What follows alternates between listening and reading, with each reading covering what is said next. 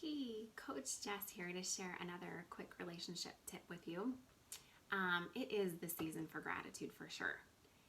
And what's interesting about gratitude is that it is consistently linked to our happiness. And anytime we work on our happiness, in turn, it does help our relationships as well. I want you to think about when you go around the Thanksgiving table and everybody's identifying what they are thankful for. We commonly hear things like family, friends, health, food, jobs, homes. But have you ever heard anybody say, I am really thankful for this really difficult thing that happened to me this year that taught me more about myself, about others, and about life? Probably not. And if so, my guess is that it's very rare. But it's interesting because we would probably agree that our most significant growth in life occurs when everything isn't just, cupcakes and rainbows, like the trolls would say. I know this is true for myself, that trials and challenges have brought the best opportunities for growth. So why don't we naturally see trials and challenges as opportunities for growth? So how our muscles grow is an example.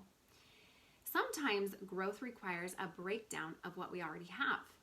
While painful, the breakdown process is necessary for growth to occur. The pain clearly is what we are often not grateful for. But why do so many people, knowing that pain is required, still consciously choose to work those muscles? I have had personal experience with that.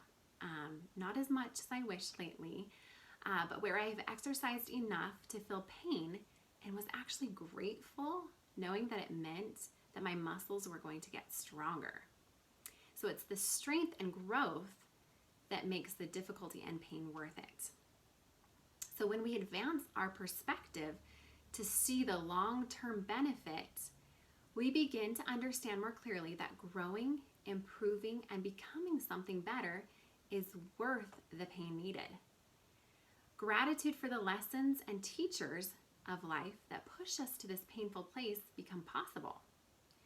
And just as Viktor Frankl taught us in an earlier tip, we can either have post-traumatic stress or post-traumatic growth. We emerge from hard times either hopeless or stronger. The outcome depends on us and whether we see the experience as lessons with meaning or not. So for the next few weeks, I challenge you to keep a gratitude journal, but not in the way you have ever kept one before. Instead, I give you two challenges. First, to write about one person that was a teacher in some way that day.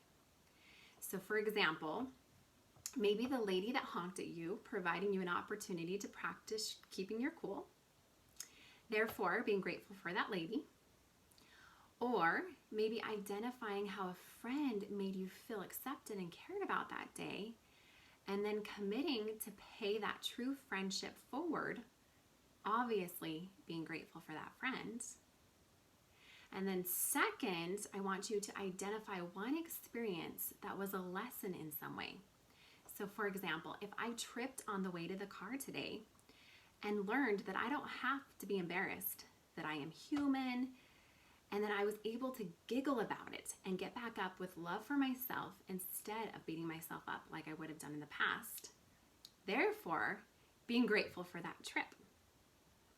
Or on the inverse, maybe I tripped and beat myself up for being clumsy, but learned I don't like beating myself up for being human and stumbling at times, and that I will resolve to consciously love myself despite my imperfections, which can also make a trip something to be grateful for. So one person who was a teacher and one experience that was a lesson that you can choose to be grateful for every day for a couple of weeks.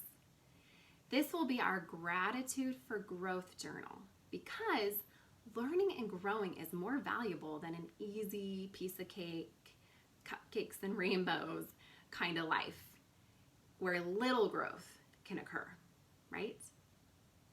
Please visit me at claritypointcoaching.com/Jessaca Lemon, and that's Jessica spelled with an A, not an I. and reach out to me anytime. I'd love to teach you how to get out of fear and into trust and improve your life and your relationships. And until next time, take care.